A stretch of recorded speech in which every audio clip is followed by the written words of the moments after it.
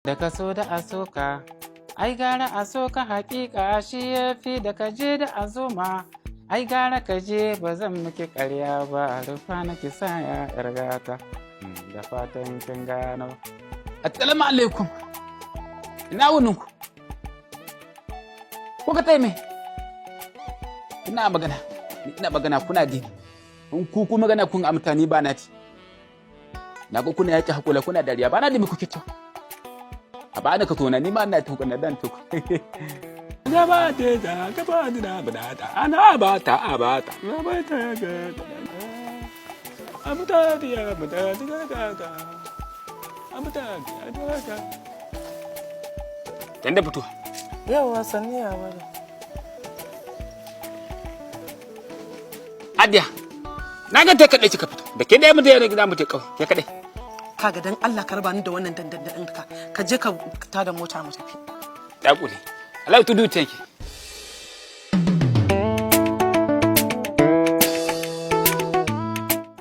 Sunana Awal Ali Ishak wanda aka fi sani da Yawala dan kurma cikin shirin fitna kwana 90 jarumi kuma mawaki a masana'antar Kannywood.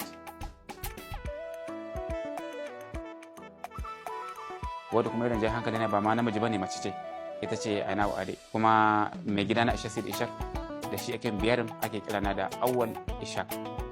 Amma asalin sunana Awal Ali Dodo ne sai abin ya juye zamantakewa na da kuma alaƙa na kuma har yanzu ina tare da Ishak wani abu bai canza ba dan Ishak ya wuce mai gidan ma aure na yanzu matsayin uba yake aure na ba ma a Kano ba a duniya ma.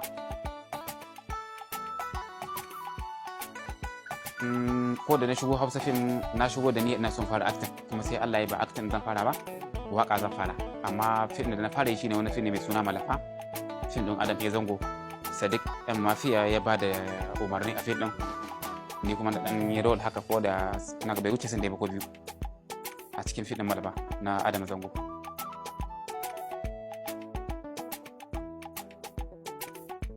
To alhamdulillah na yi rayuwa da kurame yadda ya kamata. Asali na ni mutumin jihar Jigawa ne. Tunda na shigo jihar Kano nake zaune a jihar Kano nake tare da waɗannan kurame mutum biyu abokaina ne a wata unguwa mai suna Mandawar Sabon Titi. Abokaina ne muna tare da su yau da gobe kuma nakan ganin abubuwan da suke. To amma hasali abin da ya ƙara min ƙwarin gwiwa shine su kuramen da nake tare da su akwai mai jin magana wanda kamar yadda nake karanta akwai kuma wanda shi duk muke gaba ɗaya. So wannan yasa na zauna da su kuma na ƙara karanta. Hoton da muka ni da te na toto in ɗauka in tola ta a fotobokin foto ta yi rubuta da ya mai tuwo yan gayu. Aka ƙara ce mara ya mai tuwo yan gayu ba na su. Duka ta me?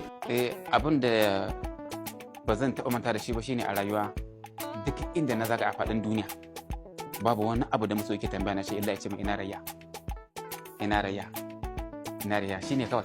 To wannan ba zan manta da shi ba kuma har yanzu da shi nake kwana da shi nake tashi shine ma dai abin tambaya gani masoya na bayan wannan ba sa tambaya na komai ko a ce ina rayya ko a ce angon rayya ko a ce ina rayya ko saurayi rayya wasu kuma su ce yawo wasu ce dan kurma. To rayya tana nan cikin ƙoshin lafiya kuma rayya irin ɗauki rayya kuma ga yadda rayya ta ɗauke ni kuma zama tamkar uwa ɗaya muna da alaƙa mai kyau muna kuma sadar da zumunci yadda ya kamata. Gobe ina amsa sunan maki kuma ba amma abu wani abu da na fi daukarsa da muhimmanci kamar waka.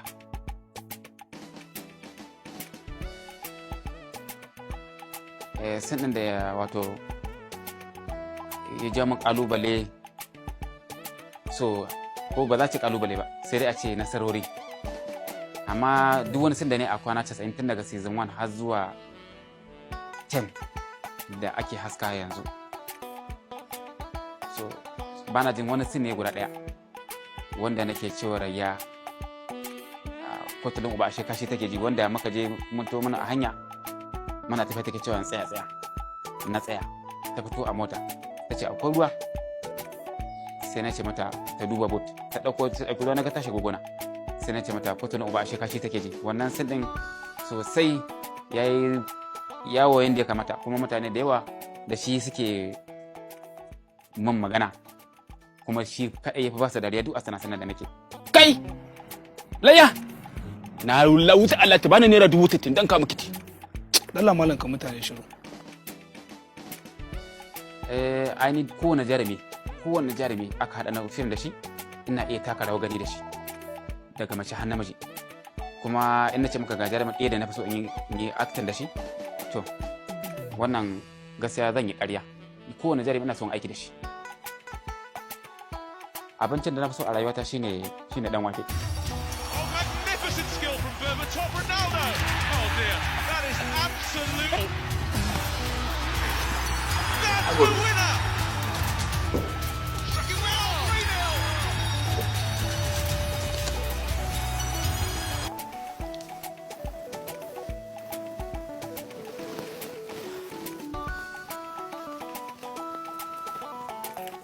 Ka to man atkilim kuma ka dawo ya biya duhu.